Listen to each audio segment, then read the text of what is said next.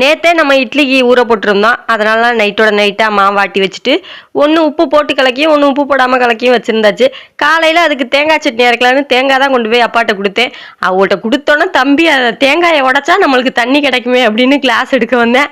எடுக்க வந்த இடத்துல ஒரு தேங்காய் உடஞ்சிருந்துச்சா, அதையும் எடுத்து கொண்டு போய் கொடுத்துட்டு, கிளாஸையும் கொடுத்துட்டு அப்படியே தண்ணிக்காண்டி வெயிட் பண்ணிட்டு இருந்தாங்க. அதோட காலையில் டிஃபன் சாப்பிட்டதோட ஒரே மயக்கம். மத்தியானம் நல்ல தூக்கம் தூங்கிட்டு இருக்கேன். நண்டு வந்திருக்கும் போல இருக்கு. அப்பா வாங்கியாந்து வச்சுக்கிட்டு, நண்டு வாங்கி வச்சிருக்கேன் உரிப்பா அப்படின்னு சொல்லிட்டு இருந்தாங்க.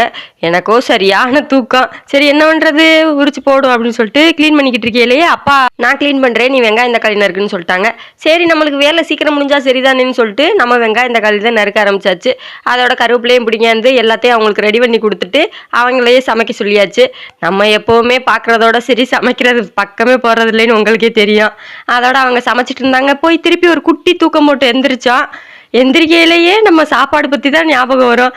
ஏன்னா நம்மளுக்கு நான்வெஜ்னாதே உசுராச்சே. எப்போ நான்வெஜ் வச்சாலுமே நம்மளுக்கு பசிக்க ஆரம்பிச்சிடும். தூக்கம் கூட கொஞ்ச நேரம் தான் தூங்கினேன்னா பார்த்துக்குங்களேன், அந்தளவுக்கு சீக்கிரம் எந்திரிச்சாச்சு. அவ்வளோதான். வீடியோ பிடிச்சிருந்தா லைக் பண்ணிக்கோங்க. பாய்.